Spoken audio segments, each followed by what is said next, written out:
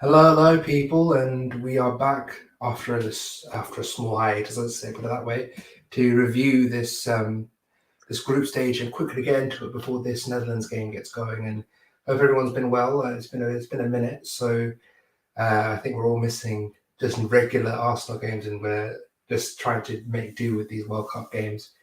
But yeah, I'm with George, and maybe hopefully Chris will be here in a sec. But yeah, George, how are you doing, buddy? I'm good, bro. I'm good. I think for me, I haven't had a chance to really get involved in this World Cup, but it's been going off of vibes, I think, for very many people on the timeline, and just in general, I think like this World Cup has been kind of strange in terms of the upset. There's been a lot of controversy about like what you can support. Some people want the big traditional teams to go through, and other teams are just supporting the fact that there's a lot of upsets that have happened. That the fact that Japan tops the group, like we'll get into it, but South Korea, Asian teams in general, and African teams have actually done really well in this World Cup, just generally speaking. And I think the European superpowers have gone through something of a transition, just very generally. And so what you're seeing now is untraditional teams go through to the round 16 and the knockouts. And I think there's been this debate whether you want to see the world class talents.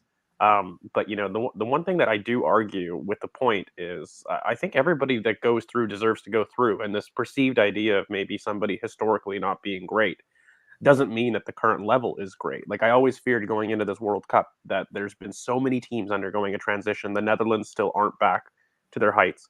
Spain is themselves going through a very big transition, relying quite a bit on Enrique's ability to coach that team.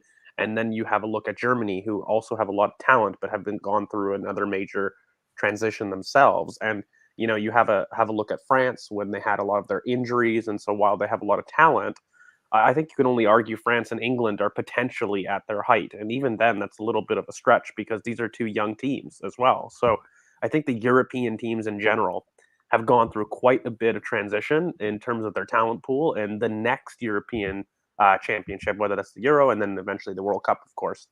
I think that's when you'll see a lot of these teams step in and be able to blood their talent because 2-3 years down the line, you're going to end up seeing these youngsters grown. They're going to be into their prime. So I definitely think that the European teams will return, but just as a result in the interim, quite a few teams, like we'll talk about it, like even in this Group A, Senegal are a dangerous side. You have Mane back from injury, and that is not an easy team that you want to play.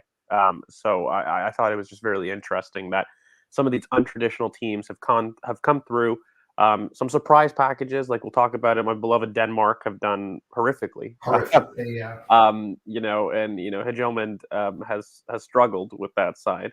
And there could be reasons, but I just think that this World Cup, at least in terms of the group stages, has been one rivaling maybe 2010 and 2014 for unpredictability. I don't know about quality. I don't really agree that the quality of the World Cup has been insane, but I do agree that the unpredictability, because of the fact that these teams are in transition, because of the fact that these big teams haven't had settled squads, it gives it a chance for other teams that maybe do rely on a little bit more togetherness that are able to go through. And of course, what you are seeing with this World Cup is there really an MVP standout that has really lit up the tournament? Um, that's still something I'm kind of waiting to see. Like normally in every World Cup, whether you've got your Buraz Yilmaz shouts or something, you've always got one player that has typically lit up the tournament. I don't know if I've really seen. I've seen some players that look, and we'll talk about in each side that have impressed me. But has there been a leading candidate for that MVP trophy? I don't know if he's arrived yet. Well, there's a couple of like candidates. I mean, obviously Mohamed Kudus can't go through to the next stage, but in this group stage, he's been fantastic. I think Kylian's obviously turned up in a big way. We'll get into it. There's a few people that I think are quite. I mean, Gakpo as well. I mean, I think that's a good place to start with this Group A. But before we do start, I just want to mention that for me, I think what this World Cup has shown has been that you're looking at a World Cup where the tactical level of the lower teams seems to be a lot higher than it has been in previous World Cups. You're not looking at a Tunisia doing a 7-0 loss or something like this. Teams are going in, they're setting up in low blocks. At times, they're able to grind out results at times. You see, Curran, can I quickly ask you, because you're gonna explain this point, because this is just something where we slightly differ. Do you think that it's the lower teams stepping up tactically in level, or do you think it's the European teams going through its transition? I think it's Therefore, both. I think it's both. I think both is true. I don't think that the European teams have been at their best by any means. Mhm. And you look at this France team, for example, you compare it to 2018, it's not as good. You look at the Spain team compared to the Euros team, that Denmark team. Shadow. These are a lot of teams that Germany, obviously, there are a lot of teams that are going through a tough time at the moment in terms of this is that World Cup where they're just trying to get through, maybe make a run and see what happens instead of being like this is my year, this is our year, we can go and do something here. But the difference is, I think for me, I think the major difference for me is you're seeing teams like Japan, seems like Saudi Arabia, even though they didn't get through that game against Argentina, where you can see that there's a style of play in terms of being able to get in people's faces with that high press at times, being able to set up. I mean, that Japan mid-high block almost it was so aggressive and the line was so high and they were in people's faces for 90 minutes at a time. And we'll get into Japan, but I just think that it's a good point to make because I think the people that are getting cooked on the timeline for saying that they want Germany to go through because they want to see more Musiala. I understand you want to see more Musiala. But at times you have to realize that these small teams deserve it. They've decided what they're going to do.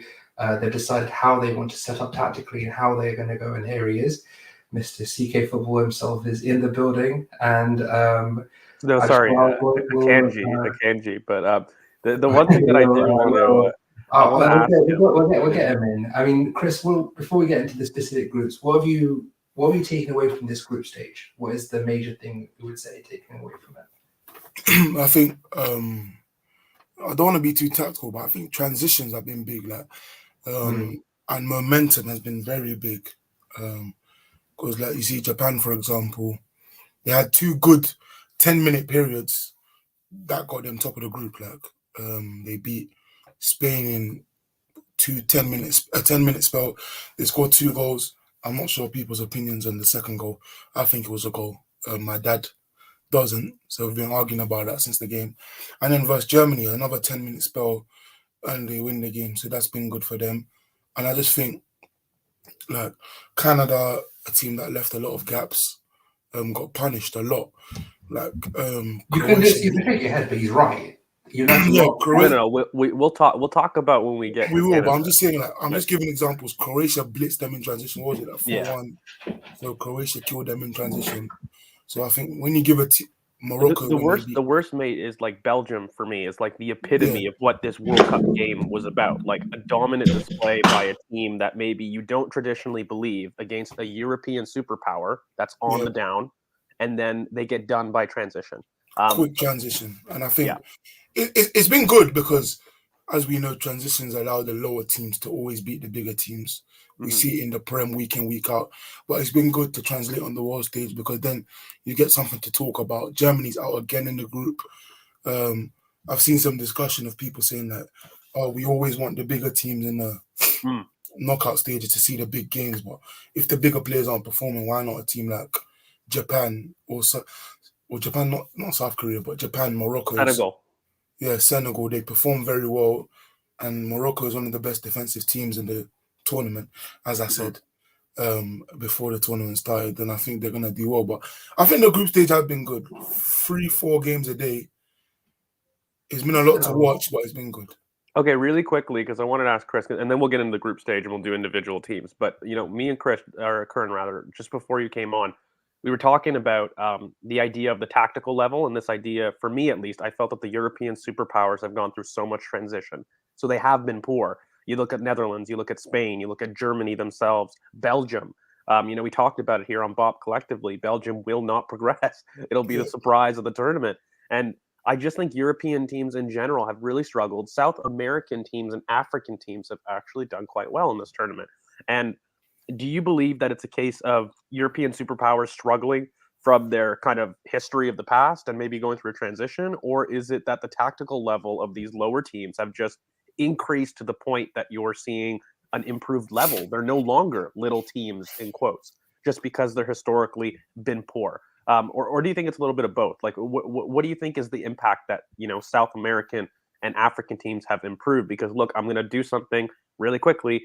The Heat guys, I don't think it's coincidence that Well, you said that at African the teams, start. yeah, and I don't think that adapting to that initial heat is something that some of these other guys. Look, I'm going to defend my boys, Canada. You see that press go strong to the start. We're not used to that heat, boys. We're used to the negative sign next to the 40. Okay, we're used to that kind of stuff. But I'm serious. Like, I think the European teams, they have struggled to really match some of the intensity at times. And when you talk transition and you talk moments, that is all about picking your moment at the right time, right? When you do that in transition, you need to make sure that you're used to it. So I'm just wondering whether or not the South American and the African teams do have a little bit more quick adaptation, because the World Cup is so short, it's so tight. You can't just adapt to the conditions inside Yeah. 1 or 2 weeks. You're out if you don't. Well, the heat has helped, but I think the quality of the lower teams just is better. Like, you Mhm. go through Senegal, they have Koulibaly, Iliman and Diar, they have all these players. I Ismail just named two. Assar, Abdou Diallo. Yeah, Gay. Yeah. They've got all these players that play in top teams in Europe. Ghana, they've got Partey, they've got Abdul Samed, who's in France. They've got Alexander Jiku, they've got Inaki Williams, the Ayew brothers, Kudus, Sulemana. All the players Mm. are in some of the top teams in Europe. And even though they're in the top teams, they're in the top leagues. So they see everything. Like, they've all the level's gotten better because all the worst teams, the lower teams, have players in all the best teams in Europe, and so they're all playing together anyways. And the coaches are coaching in some of the good teams in Europe. They're Mm. gaining experience, and the tactical level is always going to rise when they're all playing together. They're all playing Yeah, together. even teams Yeah, like they're all playing together. Cameroon So are the this way. tactics was naturally going to get better. And if the players, there's more money in the development um, of the countries, it's just going to get better and better. Like, the facilities that Senegal and these teams are using used to be a lot worse than the facilities that in England would use. Hmm. So, but now it's closer and closer, and it's only going to get closer. Like, they're only going to get better, and with more players, like the youngsters. Like, in the past, would we have seen a Lamptey go to Ghana? Probably not. And we're going to see more. Like, Nketiah and Hudson-Odoi, in my opinion, should have been with Ghana this tournament. I don't know why they weren't, but they should have been. Can you imagine Callum Hudson-Odoi as well as Eddie Nketiah behind a Kudos and Solomona, and like that? That's a scary front line. It is. Yeah, they would have had a very good team. Like, they've got Yeah. pieces. Like, eventually Ghana need to remove Amate from their defense because he And the caused them Ayew brothers. serious. Those guys are stealing domestic and international seniority on a different level. Yeah, definitely. But like, they're shaping up to be very good. And Morocco has been a top 5 team of the tournament so far. Like, All right, 7 points. but let's get into it because we do need to move on. Because remember, guys, there is a game at 3 o'clock. So let's get into these groups and discuss who did well, who did badly, and who shocked the world.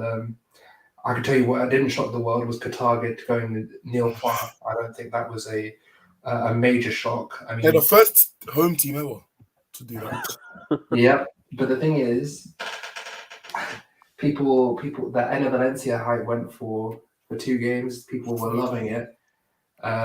What did you make of Ecuador and what did you make of Qatar, guys? For me, I just thought that it was.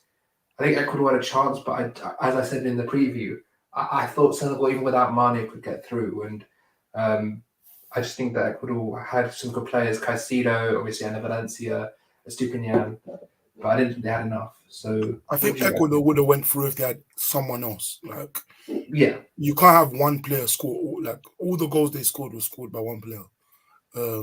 So they need someone else to help him. Will they get that in the next 4 years? Probably not.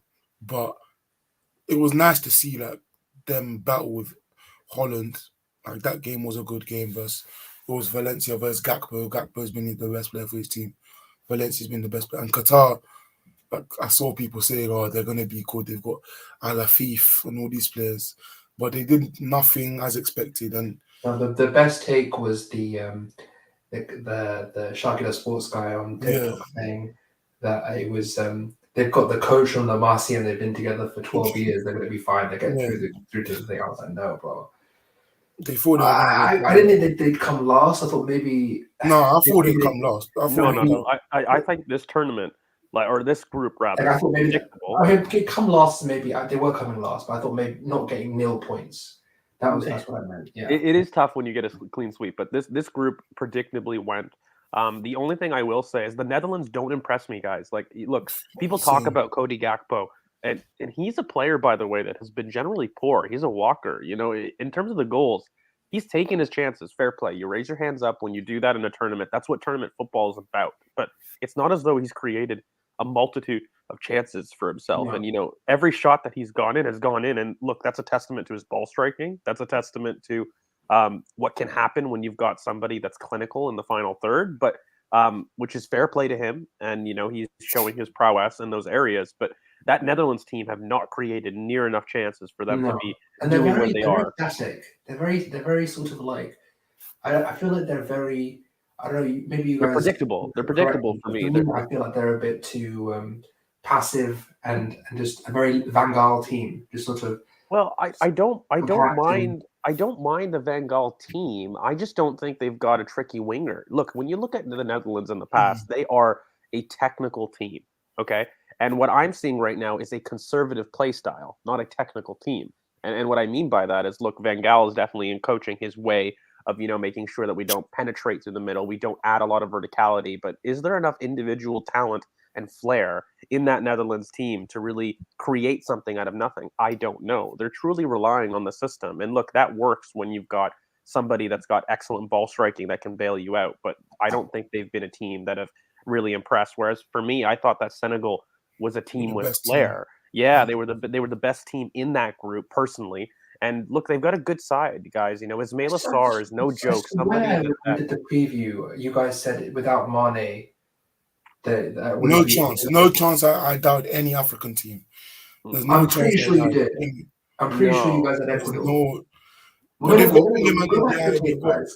Go and see this because I remember having a debate with you guys. So I was 100% sure Senegal were going to go through. Well, But Boulay D. So who did? So are you saying we said Ecuador would finish? Ecuador. I think so. I think you guys said Ecuador was finished second. No But if I'm chance I said wrong, that. if I'm wrong, I'm wrong. But There's go no back and chance check the I said tape, guys. But no, but I what think do you guys think of this game today, though? This game against USA. I think they might. No, I think USA are going to surprise people. I've been I think saying USA might cause an upset.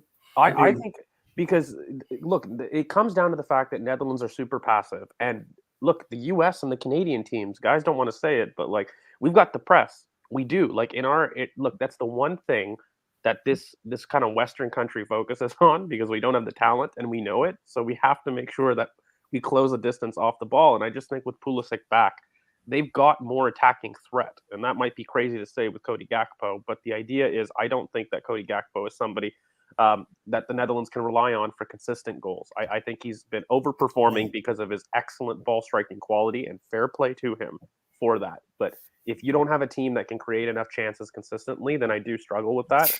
And when you look at transitions, the U.S. is a team that can deal with transitions. Matt Turner, by the way. That midfield three of Musa, McKennie, and Adams has actually been very good. They're averaging the most tackles of any midfield three in the tournament. But Chris, it's because they're energetic off the ball. Musa and McKennie are excellent in terms of the interceptions and as well as being able to stretch their legs in the pitch, particularly Musa. Musa has an extra ability technically. And look, he is a boy that we know well, a former Hale End boy. So he is somebody in transition that's been doing excellent. And by the way, in a top 5 team with Valencia for quite a while. And, you know, he's not somebody that is just can play in the midfield. He can obviously play on the wing. He can play anywhere because he is somebody that makes the right decisions in transition. And look, I think USA have something for this Netherlands team. I'm not going to lie. And it comes down to also, I was going to shout out Matt Turner, arguably been the best goalkeeper in the tournament. Just when you have a look at it. I think, personally, I think he's arguably for second best because I think number one should be clear. It is. I'm just being a little bit exaggerative, but he's been good. No facts because like when he's come in, he came in I think with the tournament with the highest shot stopping numbers, right? And people were all surprised. But I think just in general, his distribution has been really good. It's been something that we've seen in international tournaments. You don't get the press that you see in the Premier League, and so I think for me, it's shown well to his weakness because he doesn't do well when he's pressed or when he has a back pass that's rushed. But I think I think in terms of claiming crosses, I think that on that it's note, I been think excellent. we'll get into Group B with George being George. But let's put it this way: I think a lot of people went into this Group B and thought, "Oh, 9 out of 9 points needs to anything else unacceptable." And we saw that USA game. It was a laborious game. It was so just boring and very, very like static, and there wasn't a lot of movement, especially in build up. And a lot of people were getting on Rice for being sort of static in that midfield when he got double teamed and without thinking, hang on a second, maybe there should be players moving around to try and take out the space that he's vacated by attracting those players. No, But but Curry, can I really jump in because just this pissed me off so much because it's people leaning into their you bias. and When me, when you've got McKennie and Musa that are two players that are going to be on Rice, he's outnumbered. It's the exact same case as you've got Thomas Partey on the lone island against Brighton. You just needed to have somebody that would drop in and look.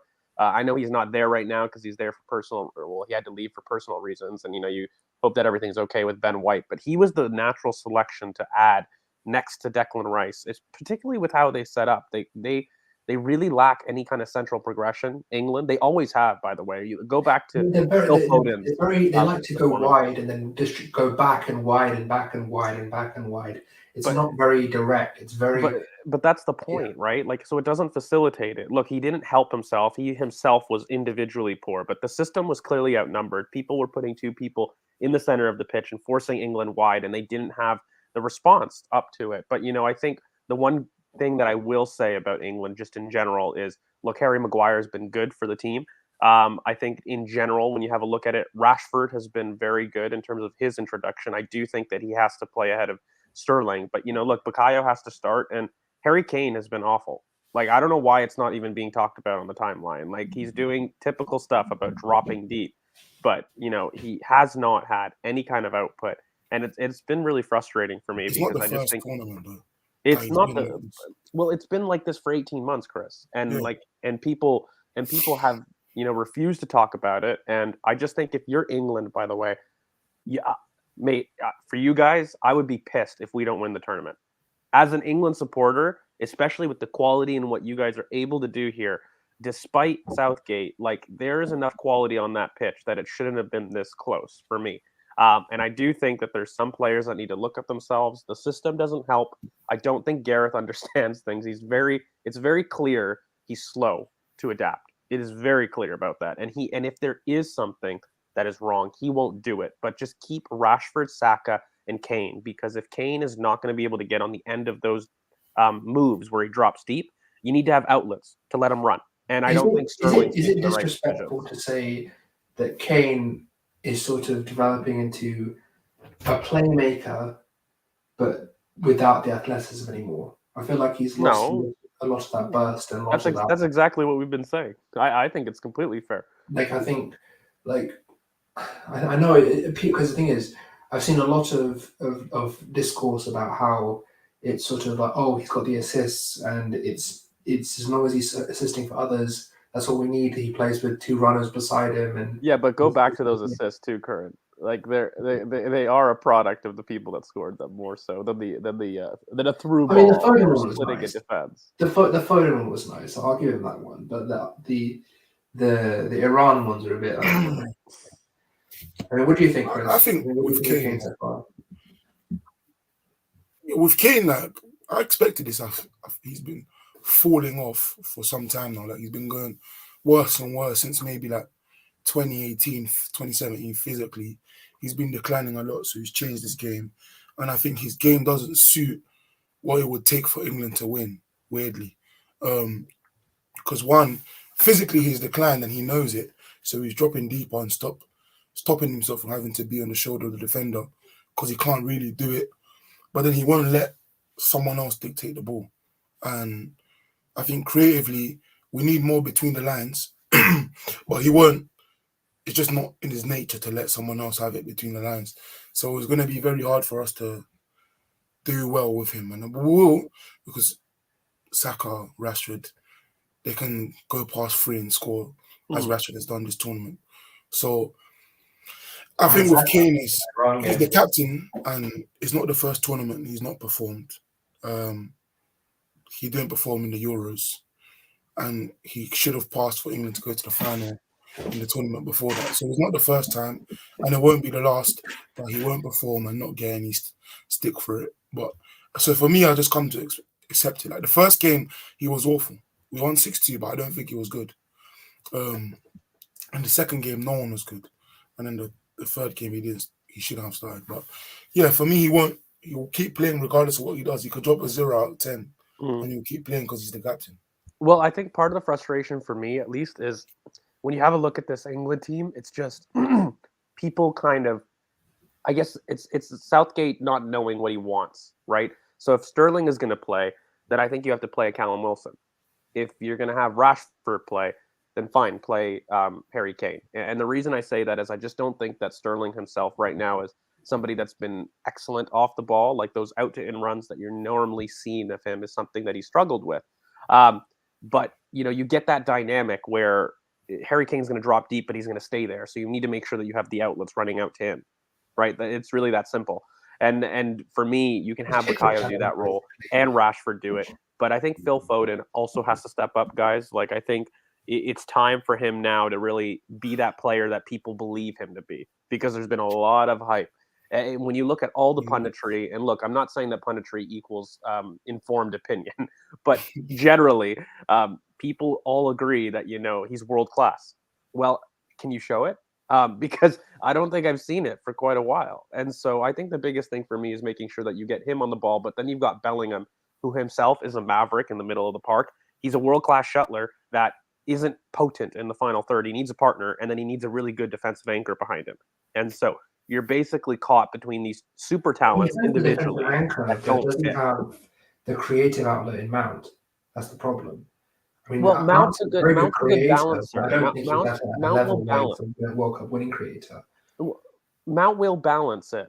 Mount's not so much the problem for me. What the problem for me has been is the fact that they don't have a right back that's a little bit more defensive that can join the first phase.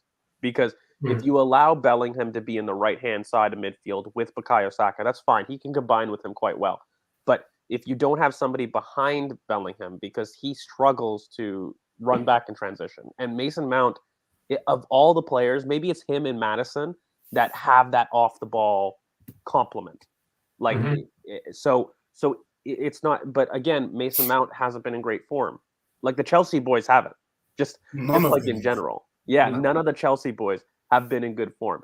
And so that's, I think, something that you're balancing, but we probably should go to another group. But I'm just thinking, I will say, we covered the most, but yeah. I think as an England supporter, you guys should be pissed. I don't get this. I'm not really an England supporter, man. I know. I am, because I think I'm telling you, like, none of these games have been like none of these games I feel like I'm like involved in. You know, like with Arsenal games, you feel involved with the game. You have an invested thing. There's not that same sort of, like, I don't feel like I support these guys. It just doesn't feel like that. For me, I can, because I like a lot of the players. But I think with England, it's just really dynamism between the lines, and we haven't had it. I think because they just piss me off so much. I don't think Mount likes really receiving it between the lines. It's not his game. What they want him to do, I don't think it's his game as a 10. And then Bellingham, despite what everyone says about him, doesn't want the responsibility. He played in a flat three with Rice and Hendo, and he was hiding in front of Henderson instead of being on the left. So with Bellingham, I think him playing ahead of the ball is what he wants to do. But I think he's leaving behind the ball to help Rice, and he's not going to do it. So that's why I think the struggle is him and Mount. I know what Mount wants to do. I think Southgate knows what he wants to do, but he's asking of him what he doesn't want to do. And there's players that can do it. Maddison can do it. Foden can do it. But he keeps persisting with Mount. So Mount's getting called out for stuff that he doesn't want to do, and it's not his game. But there's players in the role that can do it, and do it some of the best in Europe, Foden and Maddison, but you don't want to use them, which is an annoying thing. So I'd use Maddison probably instead of Mount. And then England would succeed a lot more, because Maddison can replace the dynamism that Kane would lackful. I think, yeah. I think the next group is quite fun because the thing is, I think this had the best last day of any of the groups What the because Poland one? the Poland one and maybe That the group Sweden was Serbia. honestly, sorry to cut you off here, but all the games that were rubbish. Like, until the They last really game, were. every game, Argentina, apart from Argentina, Saudi Arabia, every other game, Argentina, Poland, Argentina, Mexico, Poland, Mexico was awful. Mexico Poland are a Saudi very was bad good. team to watch. Poland are a very bad team to watch. Yeah, Poland was just not good. I mean, Mexico Saudi Arabia was fun to watch, but No, I want to say one thing for this group. Hold it, Marcelo Flores. Hold it. And hold it Oh hard. god. Because you know what? If you had come over to the good side, all right, Canada could have done something. All Yeah, right. We they used needed you. him. And you know what? We could have used you. You would have played a part. I just want you to hold it. You didn't go. Anyways, I think with this whole this whole group, Chesney was the best player in that group. The Spaniard. 100%. And madness. Lewandowski. Rodrigo, like De Paul is one of the worst players in this group. You know how mad that is. He's literally an enforcer. Like there's no better thing to call him. He's just there to foul. Let's call it what he is. He's a fan. He's there as a fan. He's he there had as a 6 Messi fan. fouls. He's like and he's bouncer as well. Like that's basically what he's there as. But in all seriousness, that Argentina midfield was so weirdly balanced. I don't really get what's going on. He's going with the obvious solution was Enzo Fernandez and Julian Alvarez over. He finally figured out the last game.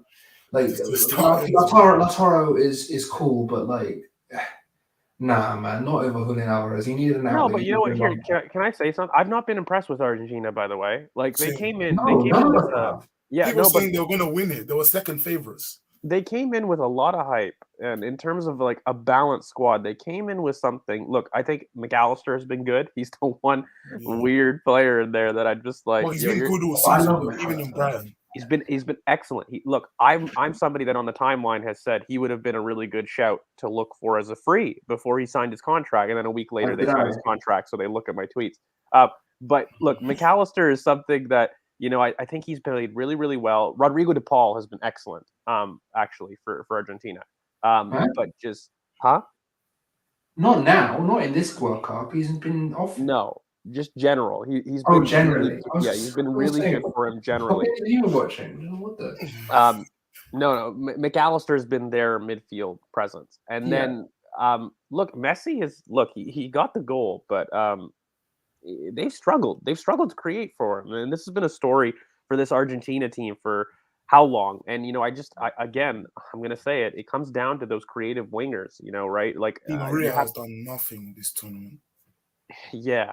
And it it's not really used to having an Argentina team that doesn't have a really creative winger. Like I normally associate Argentina with just very tricky wing play, and I'm just not seeing Messi, it. Di Maria, Lavezzi. They had some players out wide, and I think Alvarez. Who was the lad that we were linked to even a couple years ago that was Argentinian? There was a lad that we were linked to that. I'm not sure. We've been linked to. Di Maria. No. We've been linked to hundreds of players, but I think to replace that, they've gone with Alvarez, who has to start every game now. Can we have a quick discussion on this whole? There's two players in that team that changed the game for them, Enzo and Julian. Those are the two guys.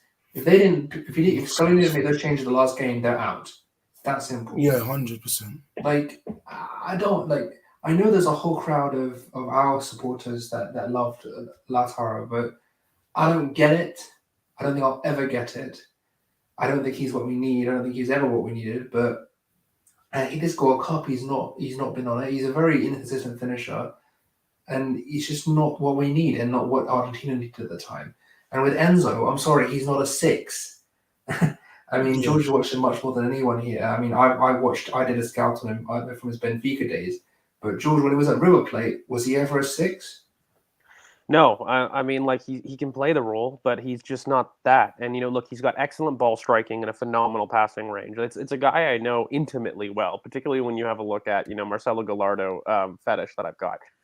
But I think when you have a look at Enzo Fernandez, people want him for the 6, and they just don't watch him because he's very athletically poor. He operates in small spaces. He's somebody that has intensity in the first 5 yards, but he can't win the duel off you. He has intensity in the same way that Martin Odegaard does. And what I mean by that is he's somebody that will meet his marker, but he won't win the duel. And so he's got really poor technique there. He's got to be surrounded by a close space midfield and somebody that's going to do the running for him. He very much needs that Liverpool midfield, but he can anchor that and basically be the passing orchestrator because he does. He has phenomenal ball striking and an excellent passing range. And I just don't know if Argentina have the bodies or the enforcers, rather, that can do it. Look, Rodrigo de Paul could. He could do it. McAllister could do it. But really, they're going to ask them to play really unflashy roles to make him shine. And look, I would put someone like Paredes around him, maybe. Like, that would be interesting. I wouldn't mind seeing as well. I think. Well, the problem is both of them are the same profile. Like Paredes is like they're very similar in terms of a deep line playmaker, but they're also somebody that doesn't have that athleticism to really make it count. So when you have a look at it, look, I think that's a very generous comparison. But yes, Alex, like they're similar profiles, but Fernandez is not the same technical level as Thiago. I think he's a better ball striker though, Enzo. Well, Enzo's a passer. He's a passer. Thiago is an excellent dribbler. He's a phenomenal dribbler. He was the best in Europe for like 2 years. Yeah. So he's got both. Enzo, you're right. He is a better ball striker. He's a better passing range. He's probably a better passer than Thiago. But Thiago can carry, and Enzo isn't somebody that can carry massively well. He does it competently, but he's not somebody that's going to be a superstar carrying it. Yeah, like for the goal, he's decent in tight spaces. Yeah, but is there anyone else outside of Argentina that you were like? I mean, I think Szczesny is the biggest shock. Was there anyone that sort of grabbed your eye? I think there was that Mexican lad that did very well. No, I think he didn't like make me happy, but the Saudi guy for the up top for Saudi Arabia scored some decent goals in the tournament. And Saudi Arabia were actually decent. That group, if Argentina was as good as everyone said, that group shouldn't have been as close as it was. No, and the other thing is there was a guy that was taking free kicks in the last game for Mexico. And he put one in the top corner. Oh my days! Yeah, that was a free guy kick. In the comments, if you remember what his name is, that was a great free kick. But Mexico's always been really good at free kicks. Mexico's been that kind of team that they thrive on. Guardado used to be good at free kicks. Very good, and they have that quality. But yeah, no, I agree. I think that group as well. Saudi Arabia is probably the one surprise that backed up that kind of very close to everyone they played was. They should have beat Poland. They got unlucky. Yeah, they did get unlucky. And look, by the way, Poland should be doing better, guys. Poland are rubbish, man. But Poland, they should be doing better. Like, you're having a look at the midfield. They've got Zielinski. I think Kiricek is very old, but Zielinski has been in excellent form for Napoli. He's been one of the better midfielders in Serie A. So, having a look at it, they should be doing better than they are. But yeah, no, they've struggled, and I think Robert Lewandowski is devoid of any kind of service, but at the same time, he's not running as much as he used to in previous tournaments. So, but yeah, and then you move to Group D, and my boys, Denmark, really failing this tournament. Like, if they were the surprise of the last tournament, they were the surprise again. The surprise disappointment. I was just gonna say, you took the words like. Yeah, watching Australia. I didn't watch a single Australia game. I'll be honest. I did. I think with Australia, they've got guys like Jamie McLaren, and anyone who knows about his team, he scored like 7 games in a row or something off the bench. Matty Turner in the net. Matthew Ryan in the net. Sorry. Matthew Leckie has been a good left winger for them. I've watched a lot of their games. The games of the group. Tunisia weren't that good. They beat. Getting mixed up between my Arsenal's. I just don't understand why Denmark was so poor. Like, France was by far the best team in the group. They did their business in the first 2 games. Then they let everyone else play, essentially, in the last game. And Konate has been very good. Mbappe and Dembele probably the standouts. Giroud 1 goal away from breaking Henry's record. Konate still hasn't been dribbled past. I wish Saliba played more, but he hasn't. It's Varane, right? Like that. It's that seniority. And Upamecano started over him the first game, and he was awful. You know what I think, though? To be fair, I do think it's that RB Leipzig just partnership. Yeah, exactly. Like they're just prioritizing that. Yeah. Yeah, and I think France did what Argentina couldn't do and just dominate. Well, do Really, you think like, the Hernandez injury is serious to them?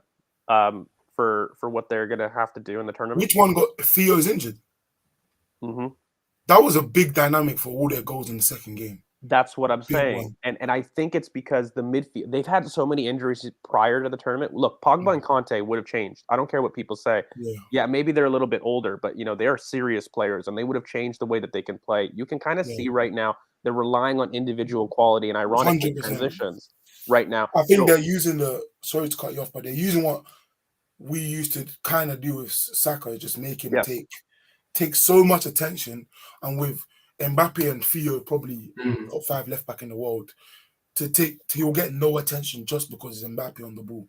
So their second goal, their first goal, sorry, was Mbappe just attracting attention, 1-2 bomb. I will say that it's funny that Benzema's fine now. It just looks like they just want him out of the team. But No, but they're Oli, good. Oli is going to break this record. It looks like at some point, and No, his he's gonna hearts will keep break it. some hearts. I think it'll be fine. But I think, where do but you think they go? France do allow gaps in. They allow teams to have a lot of chances. Weirdly, I mean, I'm assuming because we're going to do the round of 16 matchups, by assuming we're all going to have a France England's quarterfinal, right? probably. Yeah. Yeah. I So don't know. that'll be interesting. I think Southgate doesn't leave a lot of spaces in defence. It'll be interesting to see who he puts on Mbappe on that side. Just because I think we've seen Better that pull Kyle Walker. if you can If defend, if that's what I was going to say. if he If you puts can defend anyone Mbappe else, one-on-one and keep him well basically done. quiet, you can isolate him out of the game at times. But If he puts anyone apart from Kyle Walker, he's done. He England's needs to be done. sacked. Yeah. But you know what? Let's talk about Group B because for me this was the most nail-biting group. I know, Chris, you were saying it was about. No, man, like Japan the last day was. topping the You group. know how happy I am. You know Are how you happy I am. These mad? are I my told you boys. they're good, man. I told. No. We all agreed that last day Japan was good to top this group No, and but to have. the 2-minute period where Japan and Costa Rica were going through it Bro, was insane. It was like 2-3 yes, minutes. thank you. It was Pavone. That's who I was thinking of. Oh, Thank okay, you. okay. Okay, yeah. I'm saying that this group was incredible. Obviously, Spain 7-0. And then as soon as the 7-0 happened, they're the best team in the world. They're the best team in the world. They're going to win everything. And then second game, and then Japan, 10-minute period versus Germany. They beat them 2-1. Then Japan collapsed versus Costa Rica and give Costa Rica 3 points. You know, honestly, it should have been Japan 9 points. I'm not even going to lie to you. Yeah, they should have won that game, but it just collapsed because they didn't play Tomiyasu. No, but I will say, look, guys, like we were very confident of Germany going through everybody, and I'm not doing it as like a critique on anybody. I think anybody looking at this group had Germany, Spain, Japan would do well. They're a good team, but Germany, Spain I would think be that the was top. the exact verbiage we used. But Japan Germany was is the team. surprisingly wasteful. Like they But- had 30 shots versus Japan. And Yeah, to but- score 1 goal from 30 shots is Well, insane. I was going to say, Chris, because I actually think if you look at the stats, Hansi Flick, look, is an excellent coach. And all the numbers, the underlying numbers said that they played well, but they weren't clinical. Yeah. And they lack a really good presence, but that's not enough for me. Like, I think Germany squad quality-wise, they should have done better. And when you had a look at Musiala, look, there's a lot of people that are really wowed by his performances. And especially in the last game, he played so well. But I think when you had a look at this side, it kind of showed you that a good manager doesn't matter in knockout football because arguably it had the two best managers in the entire World Cup in Enrique and Hansi Flick. But here you've got a Japan team that, again, guys, they didn't play their best players. Tomiyasu didn't play until really to end games because he's been injured. And they've brought on their better players in the second half. They almost work them to death in the first half. And then they bring on their superstars to squeeze a 10-minute period. And they always score within that 15 minutes. That's what I'm saying. They blitz them. It's been a tactic where they're like, okay, keep it tight, mid-block, keep it 0-0, and then we'll bring on the better players for 10 minutes, and then we'll just go defensive again, get back in our block. And look, credit to them. I think this is the best group of the tournament for just pure quality-wise. Like, Japan deserve it. They're a team that 100%.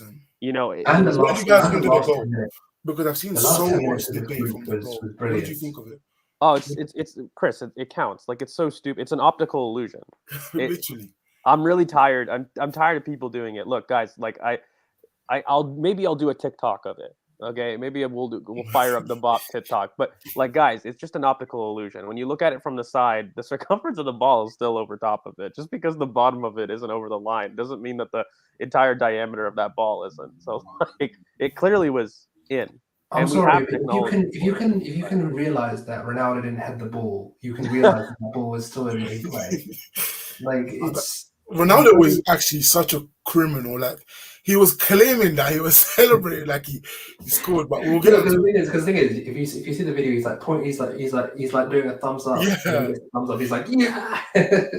And then then did he you see that realized- thing when he thought that he scored, and then Bruno Fernandes was Bruno actually Fernandes' confirmed? name was announced. Yeah. Yeah. That react. Anyways, we'll get into it because look, guys, we're getting into Group F, and y'all got to be quiet Well, for a just second. the last thing I'm going to say about I have to talk first. Yeah, Group F you can talk first, but the last thing I want to say about Group E is the last 10 minutes of Group E was probably the most entertaining 10 minutes of the World Cup so far. Because teams were in, teams were out, teams were in, teams were out. It was a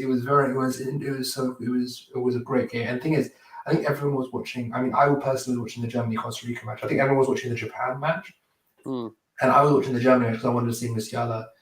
And I was watching both. So when it came the up, point I was going to make is there's this debate going on about this whole: do you want the good teams through, or do you want people to have the upsets and have the lower teams, because the quality of football? I think there's an argument to be made that if you prefer, I think people who like the game of football in terms of like would prefer to the actual between the lines stuff. I understand if you want a Germany to go through, but a lot of people, football is an emotional game. It's a game built on passion and built on emotion. And if you want to see, people have their own personal preferences, and to see that there's a lot of people saying, "Oh, I want to see Musiala play. I want to see guys like that play and show what they're doing." But there's not a lot of other things that people are going to say in terms of, okay, I want to see Japan through. I want to see teams like Senegal through, teams or Cameroon through that don't have a lot of players, and see teams like Belgium go out. What do you guys think? I mean, we're going to move on quickly, but I want if the big names can't get it done, then they don't deserve to go through that. I mean, I just rather see like, did many people expect Morocco to go through? No. Did I? Yes. But like, do you want to see the teams that deserve to go? Yeah. Like Japan deserved, they were the best team in the group. Spain beat Costa Rica 7-0, but Japan was the best team through 3 games in the group. So does that mean I would like to see Musiala more? Yeah, maybe, but his team weren't good enough to get it done. He didn't score. He hit the post 4 times in 3 games, so he couldn't get it done. Sane couldn't get it done. Fulkrug was their top scorer, and I'm not sure many people knew he was there before the tournament started, did they? So they didn't deserve it yet again. It's not the first time they didn't deserve to go through. So like, when is it? Oh, these teams were just better. I'd love to see him, but it's just I think that was better to go through. Mutually, things can be true. That's the only thing I'll say on it. Like, you can want to see the top prospects from the best teams, but if their teams don't perform, then they don't deserve to go through. I think both of those can be true. I think that's where I'm at as well. But I do want to move on to Morocco, and I want to get to Chris because he has been waiting. No. Canada deserves talking to. There's no way. No. We have to go from top to bottom. Chris got this right. George, we went from top to bottom in every group, so we're going to continue that. Thank you for that, Karen. There we go. You're muted, by the way, George. Anyway, Morocco. There you go, Chris. 7 points. 7 points. Should have been 9. By far the best team in the tournament. They dominate everyone they played. They dominate They dominated Canada for sure. Oh, not the best team in the tournament. I meant in the group. Sorry. That's what. Relax yourself, and you come back with double the strength. By far the best team in the group. They dominated Croatia in the first game. Just couldn't get their chances through. Yeah. They dominated Belgium, and then they dominated Canada. They did. To a great victory. Obviously, Canada got their consolation goal as they do. But yeah, Morocco, I expected. I told you guys, the resolute defenses, and then having guys like Boufal and En Naziri on the counter will cause any team problem. Like not many defenders. We saw Buffal in the Prem for Southampton. He's a very good dribbler. And En-Nesyri has been scoring goals in Europe for 2 years now. Okay, In the calm. So Champions League. you had your little moment. This is Your team ridiculous. finished Like, bottom. And then no. Belgium, we expected. Well, I said weren't going to finish. I said they weren't going people to. thought I was We all just did. gassing Canada up because I was okay. People just thought I was gassing Canada up because I'm Canadian. No, we had a serious thing, and it's literal heartbreak to not come out with any points. But you know what I will say? It's completely inexperience on the big stage, like massively so. I think we had one of the surprise coaching presses. We probably had the best press in the tournament. And you know, really, when you had a look at it, it was definitely a case of us falling off. Press, but you also had the 1-0 Holland. Most gaps. Damn, your press left gaps. Yeah, no, it didn't. No. We tired. Yes, it did. No, it didn't. No, I don't think their press is what caused them gaps. I think when they lost the ball, that like 10-second period after they lost the ball, when they were failing to get into structure after 60 minutes, because the Croatia loss, they were in the game. If your press is to a point where you can't, you're so tired that you can't. No. It's our chance creating mechanism. No, I'm not having that at all. What it was is 100% not taking our moments in the team, They literally missed a pen. Jonathan David. Yeah. I'm telling you, this guy needs a Jordan Ayew. Do you know how many shots that Jonathan David had, and that criminal, and people wanted him, and I was trying to tell them he's not that guy. He's not that guy. Trust me. But look, Alphonso Davies as well, switch wings. Like he had to. I felt sorry for him. We were talking about. I'll tell you who did impress me. That the guy, Eustachio in the middle. Eustachio was. I told you. Whatever his name is. I told people Eustachio, and he's probably one of the people that I think I had a look, like there was a graph on like World Cup midfielders in terms of progressing and carrying, and he's one of the top midfielders in the World Cup for doing. And I like that Kone coming off the bench. Yeah, no, he's good. He was nice coming off the bench. I felt Buchanan had no end product, and Davies was the only one with end product, and we said it like there's only so many times a man can carry the ball 15 yards into zone 14 round the edge of the D, and then you keep getting tired, and you can't. Like, everyone does. Like it's a very hard skill to carry the ball past so many players, get bumps and bruised all the way there, and to be composed for the final finish. And he was at once when he scored in 60 seconds.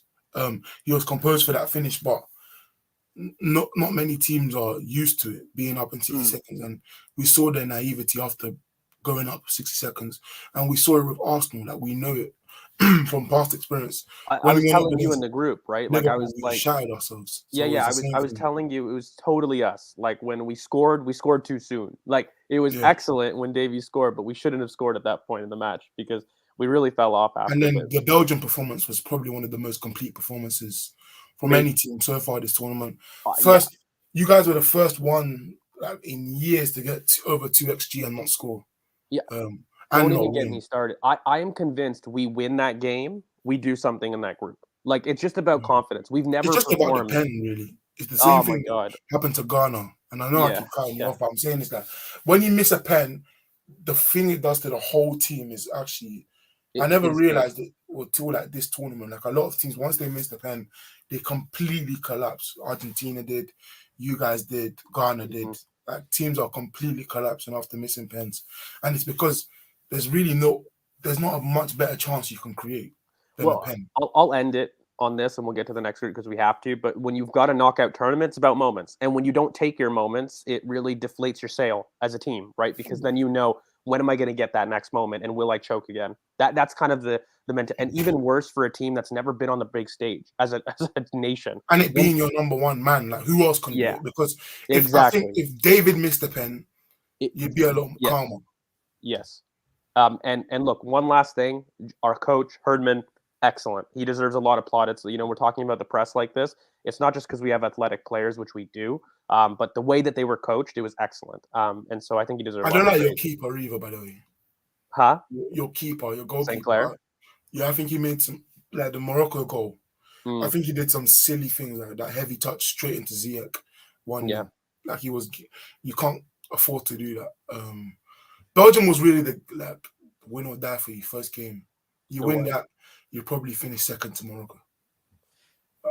You do because you'd lose to them anyway, so you probably would have beat. No, I know. No. I'm upset. I'm not Yeah, disagreeing with your point, but we got 0.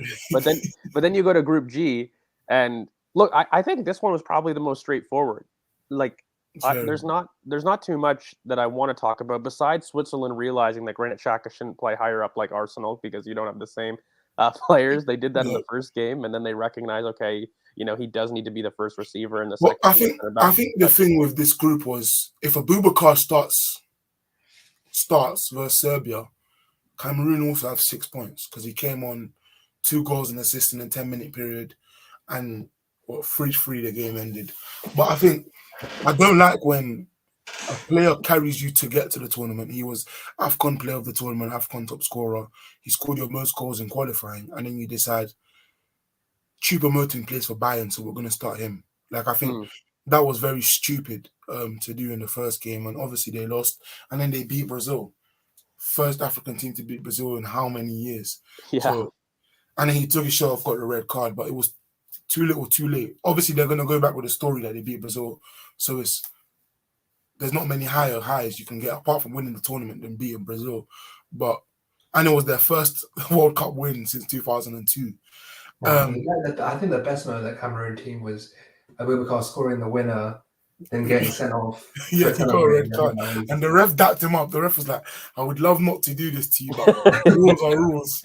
Rules are rules. But yeah, like Switzerland were, apart from a little scare when Serbia were 2-1. They look good, don't they, Switzerland?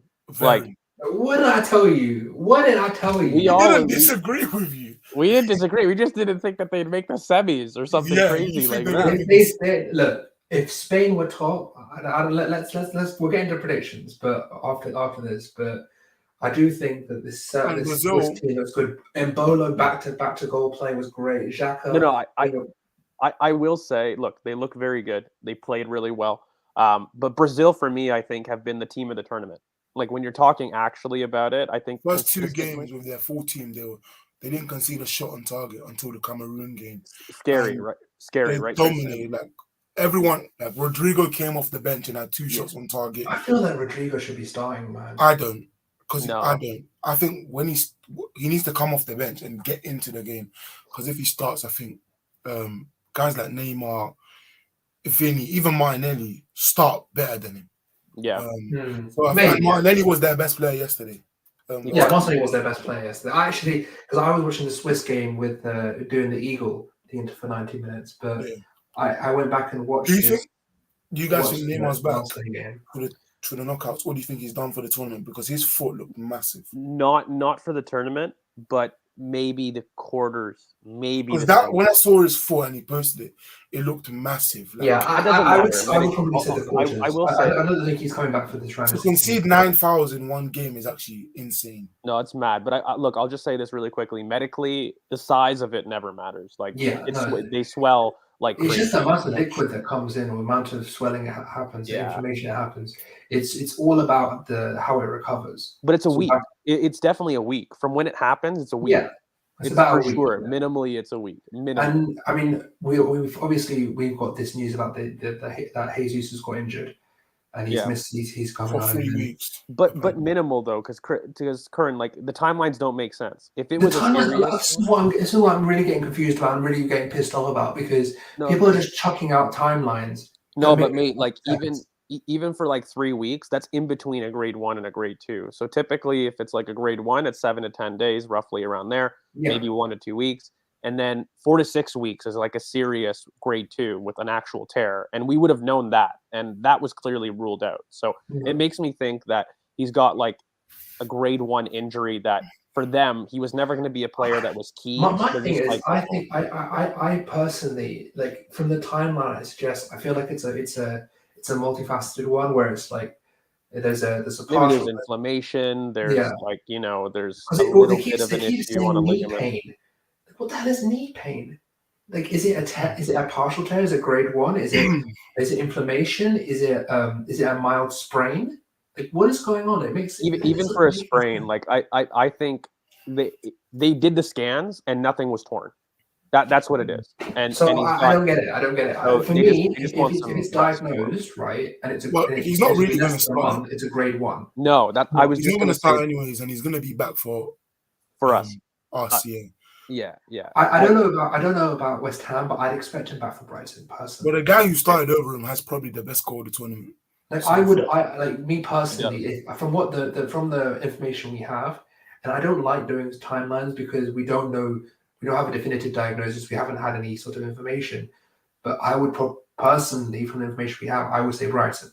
What about you? Are you on board with that? I've said it in groups. I think West Ham might come a tad early, but he'll be on the bench.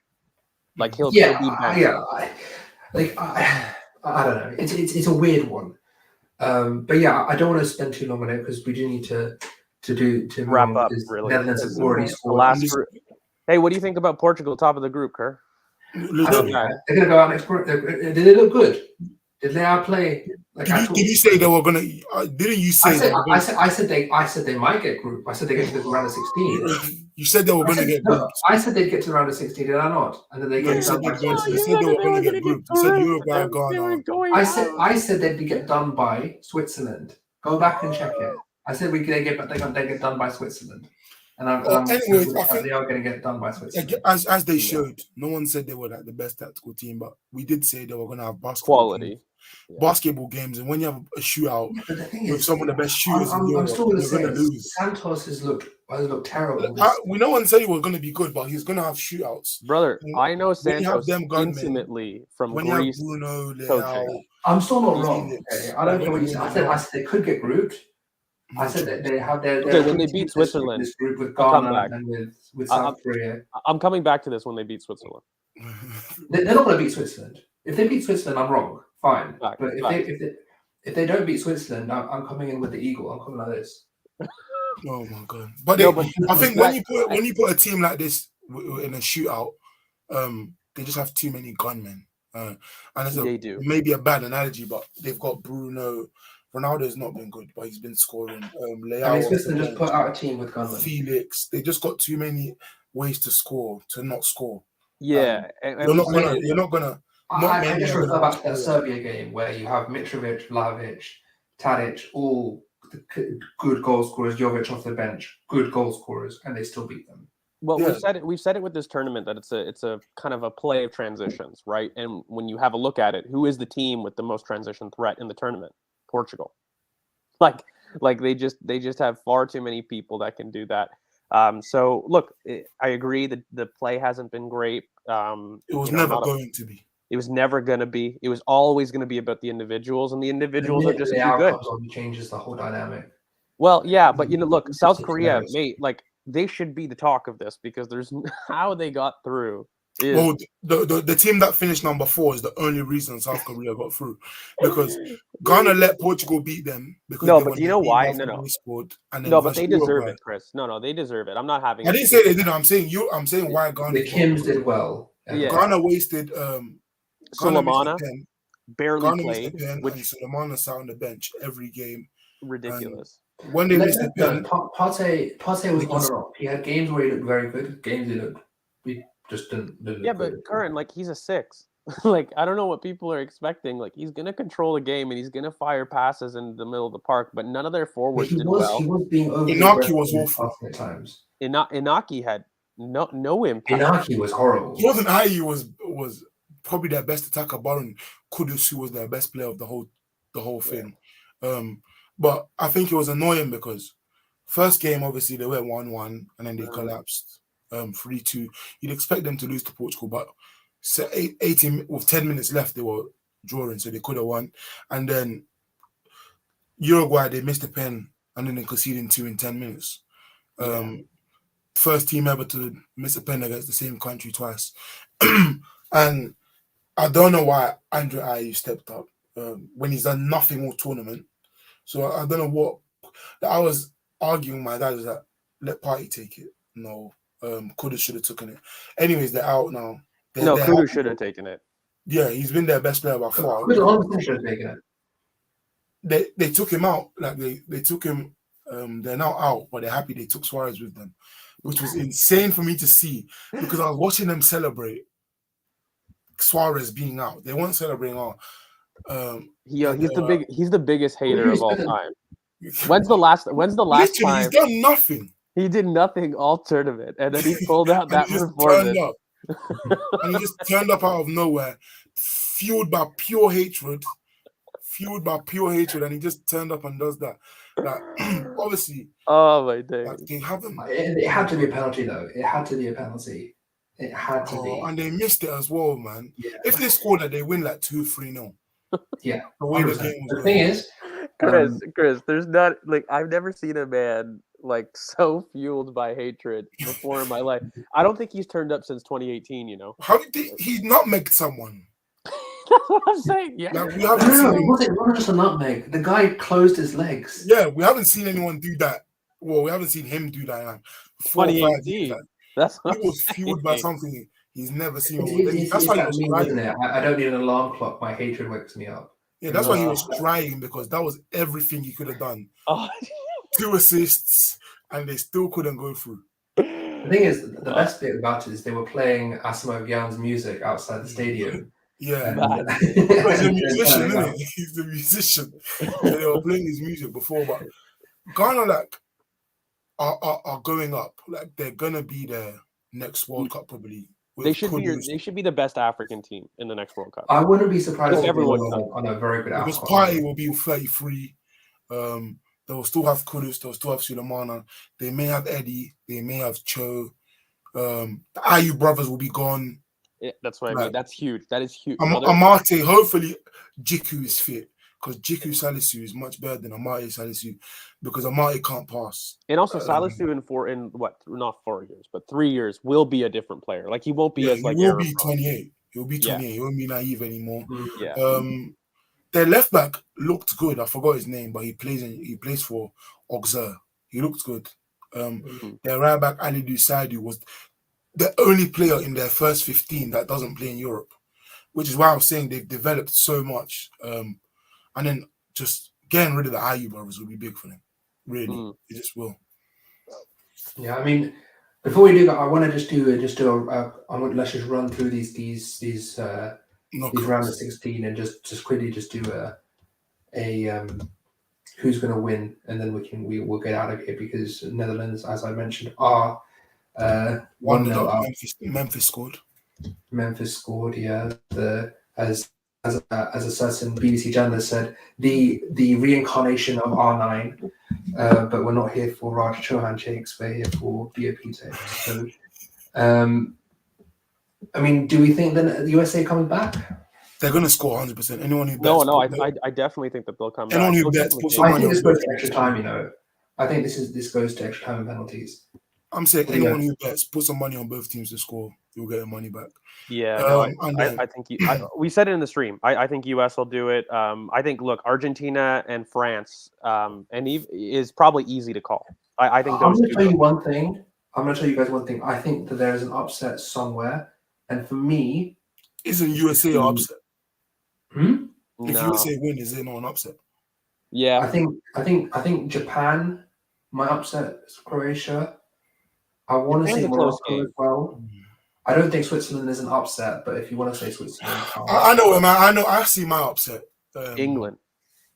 No, that wasn't. I was going to say Australia, maybe. My upset is the penultimate game.